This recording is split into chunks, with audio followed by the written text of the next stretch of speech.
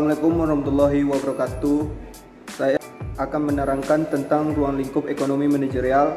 Di sini saya beranggotakan dengan saya sendiri, yaitu Abdul Siddiq, Ariba Gustia Pertiwi, Bima Buana, Reza Ramadhani, dan Sri Wayuni Nasution. Langsung saja saya akan menjelaskan tentang ruang lingkup ekonomi manajerial. Ruang lingkup ekonomi manajerial, salah satunya pengertiannya itu ekonomi manajerial, yaitu penerapan teori ekonomi dan alat analisis ilmiah, pengambilan keputusan untuk membahas bagaimana organisasi dapat secara efisien dan efektif mencapai tujuan mereka. Ekonomi manajerial memberikan para eksekutif perusahaan dan metode ekonomi yang diperlukan untuk membuat keputusan. Tujuannya ekonomi manajerial pada dasarnya yaitu untuk membantu proses pengambilan keputusan demi tercapainya tujuan. Jika mengacu pada organisasi profil atau perusahaan, tentu tujuan dari terbentuknya organisasi tidak lain adalah mendulang keuntungan atau laba. Proses pengambilan keputusan dalam meningkatkan keuntungan perusahaan dengan cara yang lebih efektif dan efisien. Mengacu pada pengertian manajerial ekonomik, yaitu telah dijelaskan di atas, maka dalam penerapan terdapat ruang lingkup ekonomi manajerial sebagai berikut. Yang pertama yaitu teori ekonomi. Teori ini menjadikan salah satu dasar dalam pengambilan keputusan di dalam ekonomi manajerial. Ilmu ekonomi terbagi menjadi dua area utama, yaitu ekonomi makro dan ekonomi mikro. Ekonomi mikro berkaitan erat dengan perilaku ekonomi seperti sistem perdagangan, sumber daya, dan perilaku individu. Yang kedua, teori pengambilan keputusan.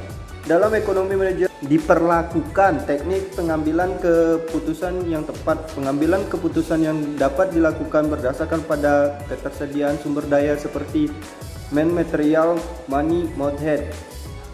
Ilmu ekonomi dan prinsip ekonomi perlu dikombinasikan dalam pengambilan keputusan agar mencapai hasil yang optimal. Yang ketiganya, ilmu keputusan.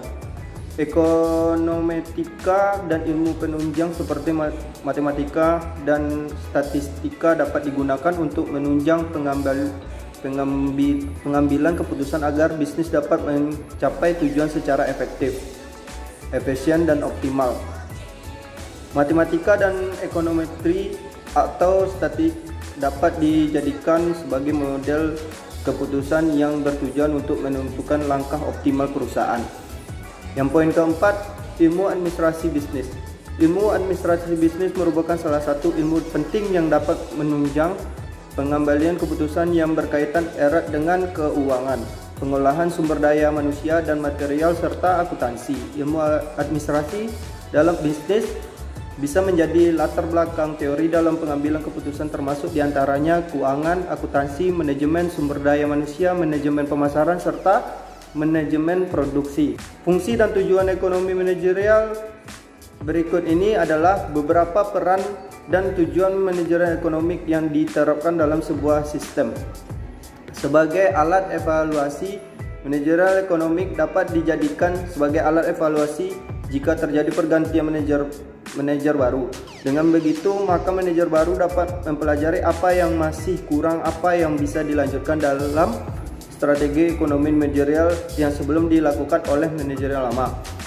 Yang kedua, membantu manajer menyelesaikan masalah. Manajer ekonomi dapat membantu sebagai alat untuk melakukan analisis dalam pengambilan keputusan yang dilakukan oleh manajer. Seperti yang diketahui, kemajuan ekonomi akan menimbulkan terjadinya perubahan dalam kondisi pasar.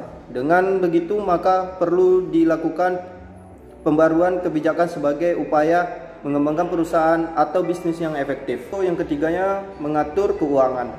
Ilmu ini juga dapat digunakan untuk mengatur sistem keuangan yang baik. Manajerial ekonomi penting untuk mengidentifikasi nama biaya-biaya yang penting, di mana biaya yang tidak perlu, sehingga perusahaan dapat terhindar dari defisit. Yang keempat, mengetahui lingkungan industri, perusahaan, dan perekonomian. Ekonomi manajer juga berperan dalam aktivitas analisis lingkungan industri.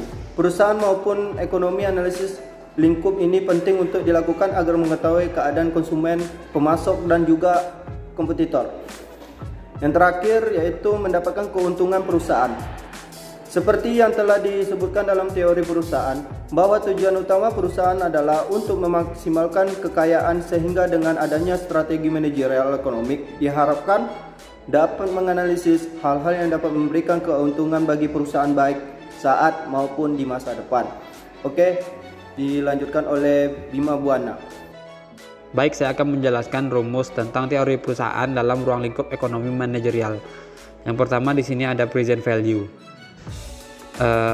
Revenue atau pendapatan yang diterima saat ini, cost atau biaya yang dikeluarkan pada saat ini.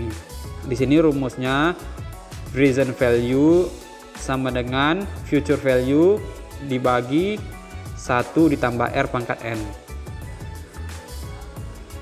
Yang kemudian future value, revenue atau pendapatan yang diterima di masa yang akan datang, cost atau biaya yang dikeluarkan di masa yang akan datang. Rumusnya future value sama dengan present value 1 ditambah R pangkat N. Contoh soal ruang lingkup ekonomi manajerial. Teori perusahaan, contohnya yang pertama di sini contoh soalnya, nilai uang saat ini sebesar Rp4.500.000. Jika uang tersebut dipinjamkan untuk jangka waktu 5 tahun dengan tingkat suku bunga sebesar 5% per tahun, maka nilai uang tersebut 5 tahun yang akan datang adalah, kita pertama mencari future value. Rumusnya sama dengan future value sama dengan present value buka kurung 1 ditambah R pangkat T sama dengan 4.500.000. Buka kurung 1 ditambah 0,05% pangkat 5 sama dengan hasilnya Rp5.743.268. Jika uang senilai Rp7 juta akan diterima 5 tahun dengan tingkat suku bunga 5% per tahun, maka nilainya saat ini adalah mencari present value. Rumusnya present value sama dengan future value per 1 ditambah R pangkat T sama dengan 7 juta per 1 ditambah 0,1 pangkat 5 sama dengan 7 juta dikali 1 per 1 ditambah 0,1 pangkat 5 yang hasilnya 7 juta dikali 0,6209 sama dengan hasil akhirnya 4.346.300. Jadi kesimpulannya, ekonomi manajerial merupakan wawasan gabungan antara teori ekonomi dan pengambilan keputusan yang dapat digunakan untuk melakukan analisis dan pengambilan keputusan yang menguntungkan bagi perusahaan. Fungsinya antara lain sebagai alat analisis dan pengambilan keputusan yang tepat bagi kemajuan perusahaan. Dalam dunia bisnis, sistem ini sangat penting dalam pengembangan usaha serta secara menyeluruh. Selain itu, Anda juga harus mengelola pembukaan usaha yang baik untuk membuat rencana bisnis yang lebih matang berdasarkan laporan keuangan.